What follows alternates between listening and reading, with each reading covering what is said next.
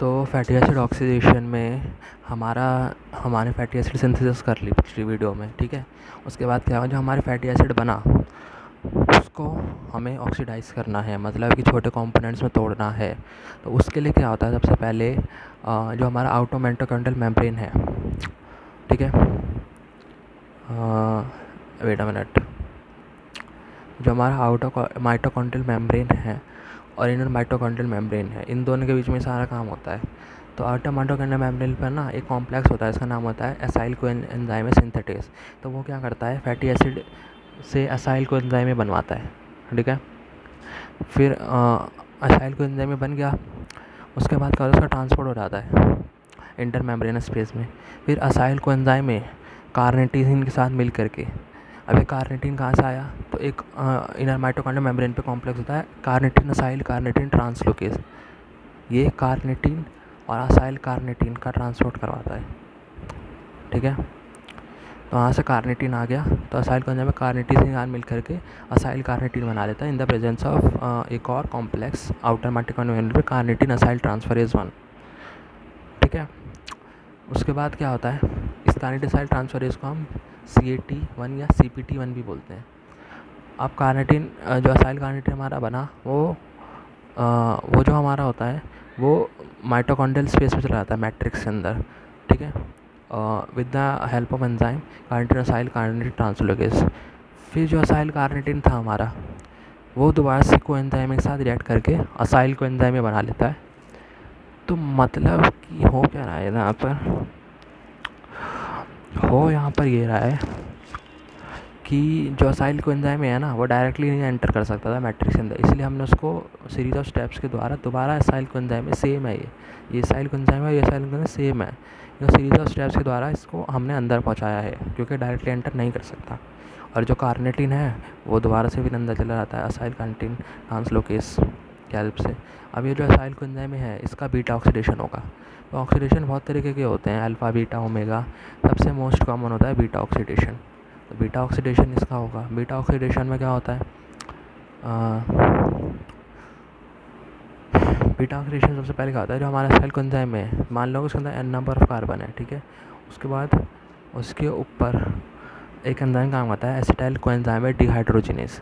वो क्या करेगा, इसके अंदर से हाइड्रोजन निकालेगा, FADH2 बना देगा। FADH2 बन गया तो उसके बाद हाइड्रोजन निकाल करके इस बनता है डेल्टा 2 ट्रांस इनॉयल कोएंजाइम में। डेल्टा 2 ट्रांस इनॉयल कोएंजाइम में बनता है, उसके ऊपर इनॉयल कोएंजाइम में हाइड्रेटेज ऐड करता है, हाइड्रेटेज है मतलब कि वाटर ऐड करता है, तो 3 हाइड्रोक्साइल असाइल कोएंजाइम में बनता है। 3 हाइड्रोक्साइल असाइल कोएंजाइम के ऊपर 3 हाइड्रोक्सी असाइल कोएंजाइम में डिहाइड्रोजिनेज ऐड करता है, NADH+ H+ बना देता है। उसके बाद बनता है 3 कीटो असाइल कोएंजाइम में, 3 कीटो असाइल कोएंजाइम को थायोलेज ऐड करता है और असाइल कोएंजाइम में प्लस एसिटाइल कोएंजाइम में बना देता है। अब असाइल कोएंजाइम में तो पहले भी था, अब भी है। तो असाइल कोएंजाइम में जो अब बना है उसके अंदर N-2 कार्बन होता है, मतलब 2 कार्बन कम हो गए, ये इसका काम होता है। तो ये प्रोसेस तब तक चलता रहता है जब तक 2 कार्बन का हमारे पास कंपोनेंट नहीं मिल जाता, ठीक है। 2 कार्बन का बन जाएगा तो उससे छोटा नहीं हो सकता उसके बाद। अब क्या करें, E1 पे तो चल जाएगा, C20 C18, क्या करें अगर C17 हो तो तब क्या होता है, जब N ऑड के बराबर होता है तब क्या होता है, तो तब हमारा होता है, मान लो कि तब क्या होगा कि सारे प्रोसेस हो जाएंगे। अब लास्ट में क्या होगा कि C3 बचेगा, C2 ना बच के C3 बचेगा, मतलब प्रोपेनाइल कोएंजाइम में। अब प्रोपेनाइल कोएंजाइम के ऊपर प्रोपेनाइल कोएंजाइम में कार्बोक्सिलिक ऐड करेगा, उसको डीमिथाइल मेलोनाइल कोएंजाइम में बना देगा, ठीक है। अब डीमिथाइल मेलोनाइल कोएंजाइम के ऊपर डीमिथाइल मेलोनाइल कोएंजाइम के ऊपर मिथाइल मेलोनाइल कोएंजाइम में रेसिमेस काम करेगा, उसको एल मिथाइल मेलोनाइल कोएंजाइम में बना देगा।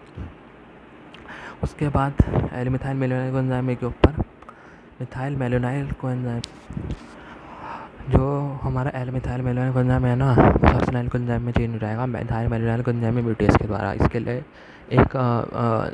लिए एक कोफैक्टर की ज़रूरत होती है, इसको विटामिन B12 कहते हैं। अगर विटामिन B12 की कमी होती है तो इसलिए हमें मिथाइल मेलोनाइन एसिड्यूरिया होता है, क्योंकि ये मिथाइल मेलोनाइन जो कोएंजाइम है ये एक्यूमुलेट होता रहता है, ठीक है। फिर जो सक्सिनाइल कोएंजाइम में बना वो TCA साइकिल में चला जाएगा, ग्लूकोनियोजेनेसिस हो जाएगी, यूटिलाइज हो जाएगा।